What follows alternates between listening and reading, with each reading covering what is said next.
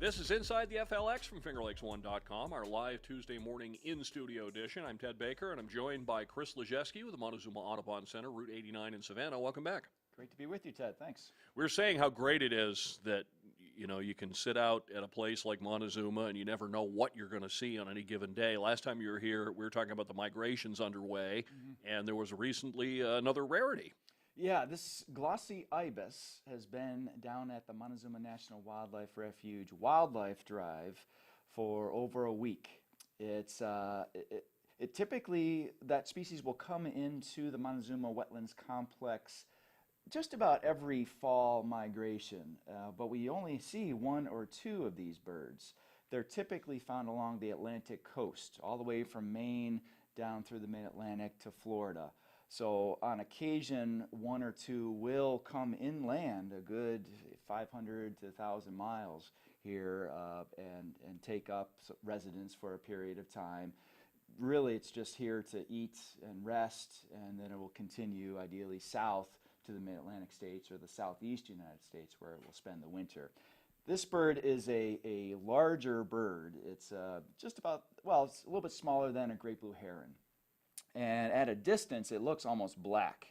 But if you get close, if it comes close enough to the wildlife drive, you'll notice that it's actually bronzy in color, and the wings often show metallic green or purple colors. So really spectacular bird, longer legs, and has a long curved bill as well, which makes it easy to sift through the mud and vegetation in the wetland habitat looking for aquatic critters for a meal. So not common, and the Montezuma National Wildlife Refuge Wildlife Drive is the spot to find Glossy Ibis right now. Do any of these species ever get competitive when they're working sort of the same territory? Some ibises come in and maybe there's blue herons or other similar type birds. Do they ever kind of go at it? For sure. It's all about survival. And this time of year, birds are feeding on aquatic organisms. Some bird species almost double their weight at this time of year in order to make a long distance migratory journey, or simply just to survive the winter months. So in marsh habitats, you've got dozens of species of birds all competing, everything from the shorebirds, which are smaller than this Glossy Ibis. Great egrets are very common right now as well, great blue herons, of course. So there is competition, but with 50,000 acres of Montezuma Wetlands Complex, there's plenty of room for everybody. How far do the migratory species travel in a day? Do they leave in the morning and fly till night most days, or what kind of controls how far they go in a given day? It depends on the species. That is variable. A lot of birds typically travel at night. Oh. Actually, and they use the stars, the location of Polaris, the North Star, as well as the position of the moon, if that is out, in order to find their way south. They can also somehow see the Earth's magnetic field, which helps align them with the direction that they need to be traveling. So that helps them fly south. At this time of year, in the spring, of course, they're doing the opposite flight. They're returning northbound. And so under the cover of darkness, when you have calmer winds, it's cooler temperatures, predators are not out. There might be some owls, but owls aren't going to be flying and hunting around at 500 feet or 1,000 feet up where these birds are migrating. So it makes it easier to migrate under the cover of darkness at night. The Montezuma Audubon Center runs on volunteer help, and you're looking for people right now both to greet visitors and to maintain. If people haven't been to the center, you actually have some animals at the center, and you need help taking care of them. Volunteers are the backbone of Montezuma Audubon Center and all the work that goes on across the Montezuma Wetlands Complex. We only have 3 staff at Montezuma Audubon Center, so we rely heavily on the support of wonderful people who donate hundreds of hours of time to us in a variety of roles. Case in point to that is our success this past summer with our water chestnut pulls. So we had dozens of people come out, help us hand pull water chestnut. We provided canoes, kayaks, life vests. We would spend several hours in the morning pulling water chestnut, which is an invasive plant species. We pulled over 3,000 pounds of water chestnut from about 9 acres of the Seneca River on the west side of Howlands Island. Keeping that water body free and clear of water chestnut, making it navigable for humans to paddle, canoes and kayaks can get in there, and of course it's more suitable habitat for birds and other wildlife that depend on that. And so we're looking for volunteers to help us now as we're getting into the late summer fall season with our ambassador position as well as our animal care. So the ambassador role is perfect for a dynamic, engaging individual who wants to connect people to the Montezuma Wetlands Complex. They don't need to be bird experts, certainly. Having a little bit of background on birds is good, but not necessarily. We'll provide all the training that's needed. So these folks greet our guests, answer phones, direct people to our trails and where they can find birds and other wildlife. Another opportunity is our animal caretaker volunteer role. So we have turtles, frogs, and toads that are native to the Montezuma Wetlands Complex inside terrariums at the Montezuma Audubon Center. They need feeding and cleaning and fresh water a few times a week. So we're looking for volunteers to help us maybe 1 day a week, or if they want to spend 2 or 3 days a week with us, that would be great as well. All these opportunities are on our website. People can go to montezuma.audubon.org, see the link to all this information and so much more. When your volunteers go out and pull these species like water chestnut, are you gaining or just kind of keeping up? Are you able to remove more than grow new, or is it trying to just keep it under control? Water chestnut is one of those invasive species that requires annual monitoring and maintenance. It produces seeds, and we call them nutlets. Those nutlets can be viable in the water or down in the soil in a wetland or river system for up to 10 years.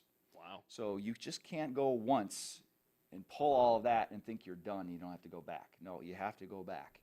And we've been able to keep that western side of Howlands Island free and clear of water chestnut. That's one of our favorite places to paddle in the Montezuma Wetlands Complex. In the spring season, when the water is high enough, you can go all the way around Howlands Island. Great opportunities to see bald eagles nesting, to see cerulean warblers, prothonotary warblers, which is a rare bird that breeds at Montezuma. So it's a highly intensive management activity to control invasive species, and then after we control invasive species, we have to monitor it and make sure that it's not coming back. Is that something we can do when we're out and about? What does the water chestnut look like? Is that something, if I'm paddling someplace and see some, rip it up and put it in a garbage bag? For sure. It's got these, well, the leaves, first of all, are most noticeable because they float right on the surface of the water. The leaves themselves are about a foot or so wide, and they have these stems with these air pockets that help those leaves float right on the surface of the water. That helps that plant get the sunlight that it needs, but it also restricts the amount of sunlight that gets down into the water column, which makes it difficult for our native vegetation to grow. So it really does a great job of outcompeting our native plant species. This time of year, we are seeing those nutlets forming.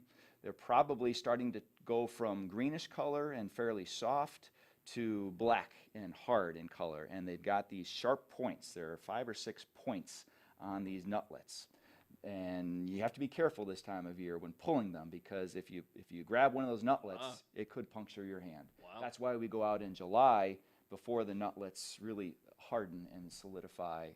Makes it a more enjoyable experience, safer experience for our staff and volunteers. We mentioned the volunteer staff. You also have a new member of your full-time staff. Yeah, so Mitchell Regano just started at the Montezuma Audubon Center and with the Audubon flock just a couple weeks ago.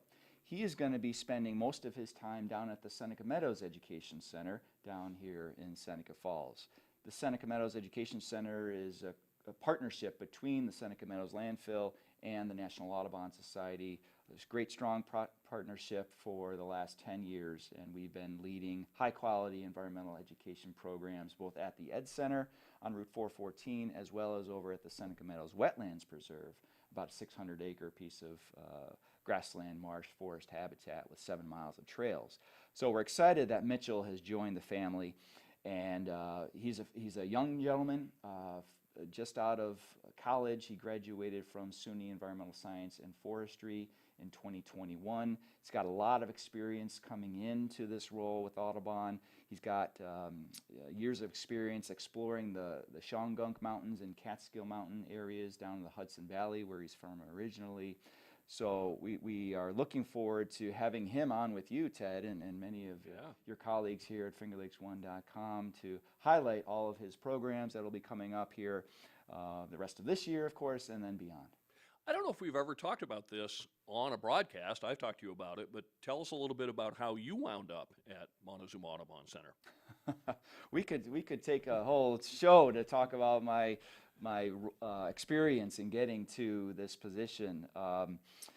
I've been with the National Audubon Society now for 12 years, and first started off at the Montezuma Audubon Center as the education manager, and then about 3 years into that position, the center director left, and I became interim director for a year, and then ultimately become a permanent center director for the last 9. So it's been quite a journey, and it started off, actually I'm a geologist by education and training. Right. I've got a BS and a MS in geology, SUNY Albany and then Syracuse University, and had a great job out of college as a geologist, great paying job, cleaning up contaminated soil and groundwater on military installations. Very important work, but it was not for me.